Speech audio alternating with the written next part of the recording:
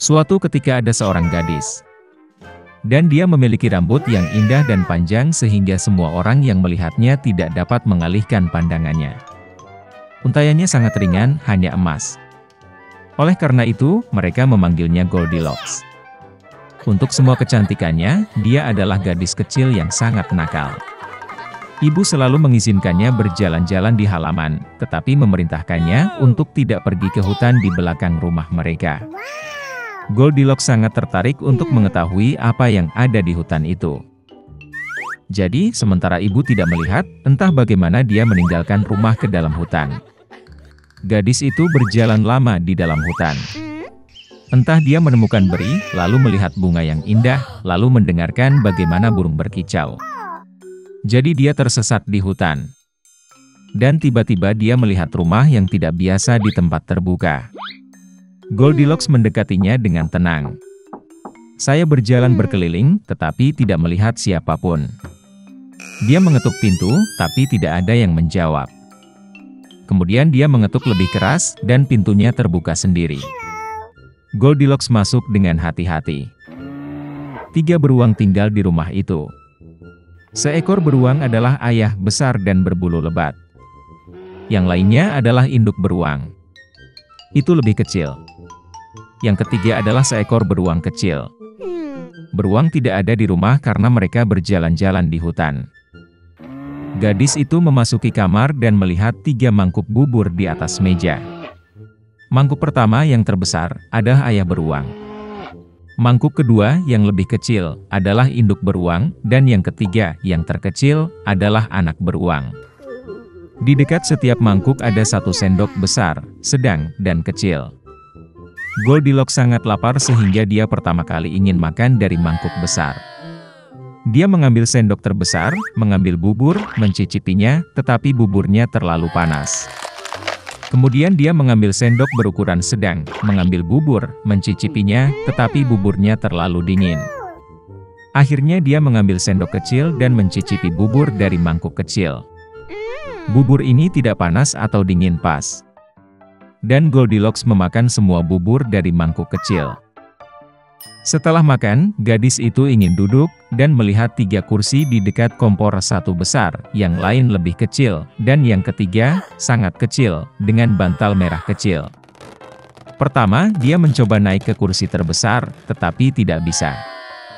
Kemudian gadis itu mencoba duduk di kursi tengah, tetapi sangat keras dan tidak nyaman.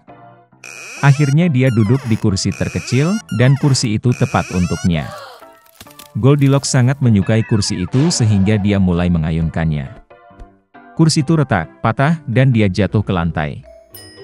Gadis itu bangkit dan pergi ke ruangan lain. Ada 3 tempat tidur besar, sedang, dan kecil. Pertama, Goldilocks naik ke ranjang pertama, tetapi ranjang itu terlalu tinggi dan keras. Saya berbaring di bagian tengah, terlalu luas dan lembut. Gadis itu berbaring di ranjang ketiga yang terkecil. Dia tepat untuknya. Goldilocks merasa sangat nyaman dan nyaman sehingga dia segera tertidur. Gadis itu tertidur lelap ketika keluarga beruang kembali ke rumah. Beruang menjadi sangat lapar dan segera pergi ke meja. Melihat mangkuknya, Papa Bear sangat marah. Seseorang sedang memakan buburku. Dia menggeram. Ibu beruang juga melihat ke dalam mangkuknya dan menggeram pelan. Seseorang juga makan dari mangkukku. Dan anak beruang melihat mangkuk kosongnya, berteriak keras, seseorang tidak hanya makan dari mangkukku, dia memakan semua buburku. Beruang itu mencium ada sesuatu yang tidak beres, meninggalkan meja, dan mulai melihat sekeliling. Ayah beruang memperhatikan bahwa seseorang memindahkan kursinya dan menggeram dengan suara yang mengerikan, seseorang sedang duduk di kursiku. Ibu beruang melihat kursinya dan mengeluh, seseorang sedang duduk di kursiku dan memindahkannya dari tempatnya. Dan kemudian, beruang itu melihat kursinya yang rusak dan sekali lagi berteriak dengan keras, seseorang tidak hanya duduk di kursiku, tapi juga mematahkannya. Ketiga beruang itu dengan hati-hati masuk ke kamar tidur. Seseorang sedang berbaring di tempat tidurku dan meremasnya. Papa Bear meraung dengan suara yang mengerikan. Dan seseorang juga berbaring di tempat tidurku dan meremasnya, geram ibu beruang. Teddy Bear melihat ke tempat tidurnya dan berteriak lagi, "Seseorang sedang berbaring di tempat tidurku." Dan kemudian dia melihat gadis itu dan menjerit dengan suara pelan, dan masih tidur di dalam dia. Ayah dan ibu beruang pergi ke tempat tidur dan melihat bahwa seorang gadis kecil sedang tidur di sana. Goldilocks terbangun dari jeritan anak beruang, dan sangat ketakutan. Ada 3 beruang di depannya.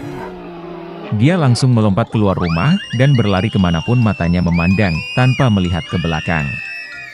Gadis itu berlari sangat lama, dia sangat lelah, dan kemudian dia melihat ibunya, yang mencari putrinya yang hilang di hutan. Sejak itu, Goldilocks selalu mendengarkan ibunya, dan tidak melakukan apapun tanpa izinnya. Dia menjadi gadis yang sangat penurut, baik dan baik.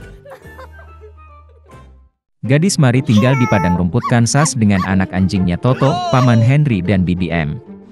Di tempat-tempat ini, badai sering terjadi, dan keluarga itu sesekali bersembunyi di ruang bawah tanah dari cuaca yang mengamuk. Suatu hari, Paman Henry melihat badai yang akan datang. Dia membuka palka ruang bawah tanah dan kemudian memanggil Maria dan Bibi untuk bersembunyi. Pada saat itu, Toto yang ketakutan melompat dari pelukan Mary dan bersembunyi di bawah tempat tidur. Ketika gadis itu akhirnya menangkap anak anjing itu, angin menderu-deru dan rumah kecil itu berguncang. Rumah itu memutar porosnya beberapa kali, dan kemudian perlahan-lahan mulai naik ke udara, seperti balon. Segera rumah itu mendarat, dan dia dan Toto pergi ke jalan. Halaman rumput hijau dengan pohon buah-buahan tersebar di sekitarnya, dan bunga-bunga menakjubkan tumbuh di mana-mana. Beginilah Maria berakhir di tanah ajaib Oz. Sambil mengagumi keajaiban alam, gadis itu tidak menyadari betapa anehnya orang-orang bertopi mendekatinya. Mereka sudah dewasa, tapi tidak lebih besar dari Maria kecil. Kepala di antara mereka adalah seorang wanita tua berpakaian serba putih. Dia mendekati Mary dan berterima kasih padanya karena telah membantu gadis itu mengalahkan penyihir jahat. Mary sangat terkejut. Kemudian wanita tua itu menunjuk ke rumah, yang dari bawahnya terdapat kaki menonjol dengan sepatu perak. Pada saat itu, kakinya hancur menjadi ratusan partikel kecil dan menghilang, hanya menyisakan sepatu mereka. Mary semakin ketakutan, karena dia sangat ingin pulang. Tapi ternyata, baik wanita tua berkulit putih, maupun orang asing bertopi tidak tahu bagaimana membantu gadis itu. Mereka menasihati Mary untuk mengenakan sepatu perak penyihir, pergi ke kota Zamrud dan menemukan Oz penyihir yang kuat di sana. Hanya dia yang bisa membantu Mary pulang. Ada satu jalan batu bata kuning menuju ke kota Zamrud. Mary mulai berjalan. Yang pertama dia temui adalah ladang jagung yang dijaga oleh orang-orangan sawah.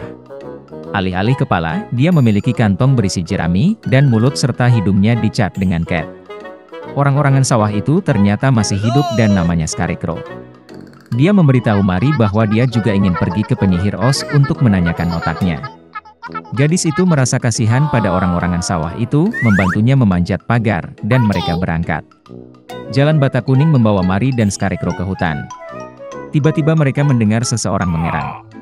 Sosok manusia berkilau di semak-semak hutan. Itu adalah Tin Woodman. Bagian-bagiannya sangat berkarat sehingga dia tidak bisa menggerakkan tangan atau kakinya. Kemudian, di sebuah gubuk di dekatnya, Mary menemukan kaleng minyak. Dia melumasi bagian Woodman dan dia mulai bergerak lagi. Ternyata si penebang kayu sudah lama memimpikan pergi ke penyihir Oz untuk mendapatkan hati yang nyata. Jadi bersama-sama mereka melanjutkan perjalanan ke kota Zamrud. Jejak batu bata kuning membawa teman-teman melewati hutan lebat. Tiba-tiba seekor singa melompat keluar dari semak belukar ke jalan. Begitu dia mengayunkan cakarnya ke Scarecrow, dia mendengar Toto menggonggong dan sangat ketakutan. Singa memberitahu Mary bahwa dia dilahirkan pemalu, dan karena itu tidak keberatan pergi ke penyihir Oz dan meminta keberanian sejati. Ketika teman-teman akhirnya mencapai kota Zamrud, Oz yang agung setuju untuk memenuhi keinginan mereka, tetapi menetapkan satu syarat. Dia meminta untuk membunuh penyihir jahat dari barat. Dan teman-teman harus setuju. Dalam kegelapan malam, Maria, orang-orangan sawah, singa dan penebang kayu pergi ke penyihir dari barat. Dia sedang menunggu mereka, dan karena itu mengirim monyet terbang ke teman-temannya. Mereka melempar Tin Woodman dari tebing, menuangkan semua jerami dari Scarecrow, dan menangkap Mary dan Leo.